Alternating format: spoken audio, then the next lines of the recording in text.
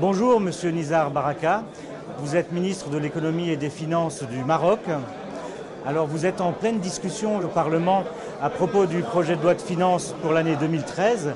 Pouvez-vous nous en dire les grandes lignes? En fait, ce projet de loi de finances s'est inscrit dans une logique qui vise essentiellement donc, à développer une croissance solidaire dans un environnement stable, ce qui veut dire en fait avec une meilleure maîtrise des équilibres macroéconomiques.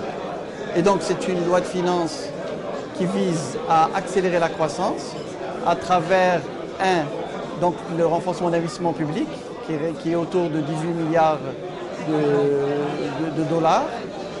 2, donc à accompagner et appuyer l'investissement privé à travers notamment l'appui à la petite et moyenne entreprise.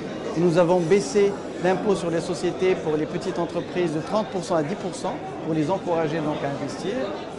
3, nous avons considéré qu'il était essentiel de le faire dans une logique plus solidaire et c'est la raison pour laquelle nous avons mis en place un fonds de cohésion sociale qui permet de cibler les populations pauvres pour leur permettre d'accéder aux soins de santé de base gratuitement ou d'envoyer leurs enfants à l'école, notamment au niveau des populations rurales.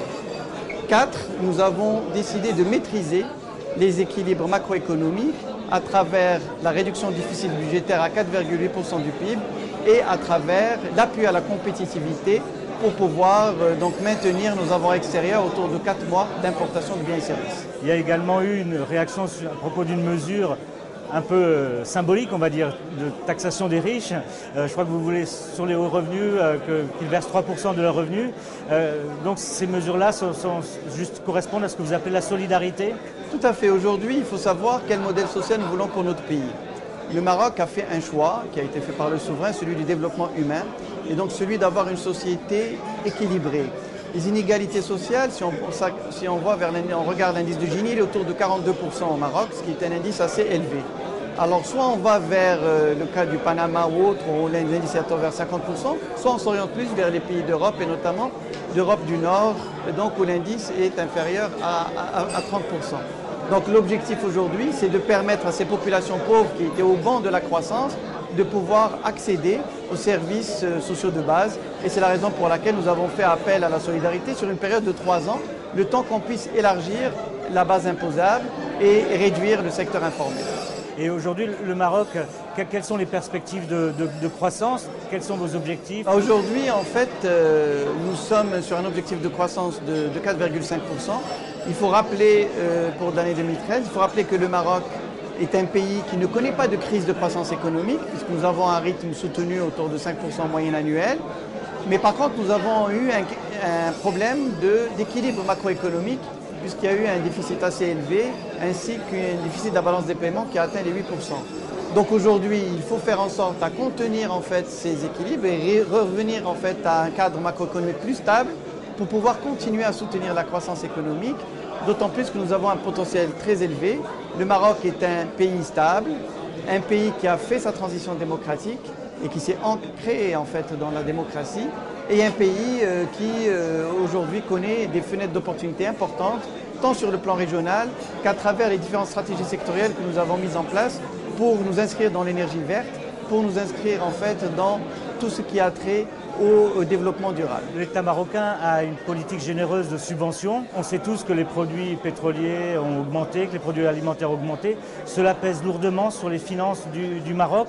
Et à quelle hauteur se trouve aujourd'hui le déficit? En fait, la subvention avait atteint même 6% du PIB. Nous l'avons ramené à 5,5%. L'objectif, c'est de la ramener à 4,5% pour l'année 2013.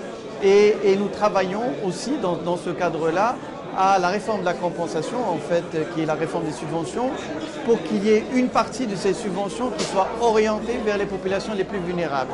Donc, à travers le fonds de cohésion sociale, nous inscrivons en fait dans cette logique et nous avons déjà, au mois de juin dernier, eu une augmentation des prix, donc on a répercuté entre 15% et 20%, ce qui montre bien que nous sommes dans une logique d'indexation partielle en maintenant la caisse de compensation à un niveau qui soit soutenable pour le plan budgétaire et en ayant un meilleur ciblage donc des subventions vers les populations les plus vulnérables, les plus pauvres. Il y a quelques jours, 2 agences de notation ont donné des informations contradictoires. Est-ce que c'est préjudiciable à votre action et au Maroc? Qu'est-ce qui a fait qu'il y a eu une différenciation? C'est sur les perspectives. L'agence Standard & Poor's a parlé de perspectives négatives et l'agence Fitch Ratings a maintenu une notation stable. Pourquoi? Parce qu'entre-temps, il y a eu la loi de finances et il y a eu la tournée du souverain au niveau des pays du Golfe où nous avons eu d'abord une mobilisation importante de fonds pour financer des projets d'infrastructure et des projets sociaux qui sont structurels pour notre pays.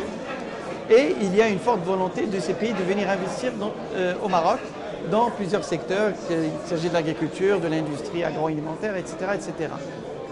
Et de l'autre côté, les mesures qui ont été prises dans la loi de finances montrent bien qu'on s'inscrit dans une logique de réduction du déficit budgétaire, qu'on s'inscrit dans une logique en fait, d'amélioration de la compétitivité économique du pays, qu'on accompagne la petite et moyenne entreprise et qu'on répond à cette logique de solidarité qui va nous permettre en fait, de dépasser ce cap et de rester dans des proportions maîtrisées au niveau du déficit budgétaire. Et dernière question, vous avez un grand projet qui est de lever $1 milliard sur les marchés financiers. Donc, où en êtes-vous de ce projet et se fera-t-il prochainement? Écoutez, nous sommes en train de travailler sur la sortie sur le marché international.